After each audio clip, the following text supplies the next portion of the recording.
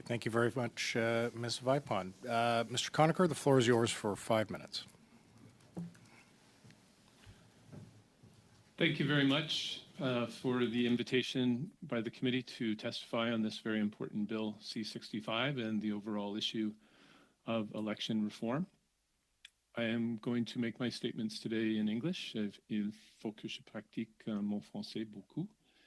And I need to practice my French. I'm going to quickly summarize what I think you can change in the bill. Unfortunately, the bill was not referred to the committee after first reading, as past bills have been. And so you're constrained to make amendments within the framework of the bill. But I'll set out things that I think do fit within that framework. And then I'm going to also summarize what else needs to be changed, many other things that this bill does not address, that Democracy Watch has called for in many appearances before the committee since 1997, yes, over the past 27 years. First of all, with regard to what is in the bill, I won't refer to section numbers. Democracy Watch will be filing a written submission with details. I'll just quickly summarize some of the key areas. First, do not increase the registration threshold for third parties to $1,500 as the bill proposes. As Professor Lowen noted, the cost of informing voters has decreased, not increased, significantly. And so if you increase the registration threshold, you're just allowing for secret third-party activity. With less than $1,500, you could reach every voter in a riding, tens of thousands of voters, and voters have a right to know third parties who are doing that. So actually, the registration threshold should be decreased to something like $200. The bill changes third-party spending rules. One of the most important things is that the bill does not address that still, even if this bill is enacted as proposed, one individual or a business could spend $1.6 million to influence an election. That's one voter. Allowing one voter to spend as much as a citizen group that has tens of thousands of supporters is not democratic. It's also unethical, allows that voter to have greater influence and do huge favors for a party. And Bill C-65 does not close that loophole. I disagree with the Canadian Labour Congress's position that groups should be able to flow money to other third-party groups. That has been used to hide who is actually spending and trying to influence an election through the use of front groups across the political spectrum. And it's good that the bill closes that loophole.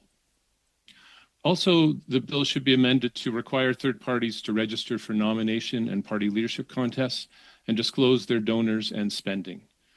We're here on election day in the US, and lots of people think the rules in Canada are better than the rules in the US. But for PACs, third parties, political action committees as they're known in the US, our rules are much worse. A third party individual, again, one voter, a business or interest group, can spend an unlimited amount of money in secret in support of or opposing a nomination contestant or party leadership contestant. It's one of the biggest loopholes that allows for foreign interference, and it should be closed and can be closed with amendments to this bill. The bill changes voter voting rights.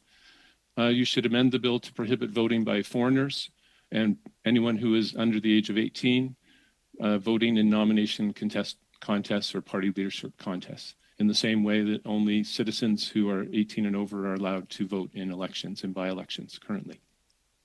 The bill prohibits various further types of disinformation. The problem is that there are huge loopholes that allow candidates and party leaders to mislead voters, and huge loopholes that allow voters and interest groups and lobbyists to mislead other voters about candidates and party leaders. And you should simply change the provisions, and we'll set out in detail in our written submission how to do this, to prohibit all false claims. There's no right to mislead voters. It's not part of the freedom of expression right, and it causes enormous harm and needs to be prohibited. Finally, the bill mandates Elections Canada to do reports. You should add 3 reports to the list. One on the cost to inform voters, because every limit, spending, donation limit, has been set arbitrarily, and we need a study of how much it costs to actually inform voters. 2, how much it costs to operate a party in between elections and during an election. And then all the limits can be changed to fit with what those actual realities are. And finally, 3, on electoral reform. And finally, on larger questions, our system allows for legalized bribery, allows for foreign interference that is secret, undemocratic, and unethical. Many more changes are needed to the election law and other laws to stop secret, unethical lobbying and all sorts of other secret, unethical, and undemocratic influence in our elections and all our political processes. And I hope after the Hogue Commission inquiry reports that you will return with another bill to close all of those loopholes, as well as strengthen enforcement and penalties. Thank you again. Okay, thank you, Mr. Conacher.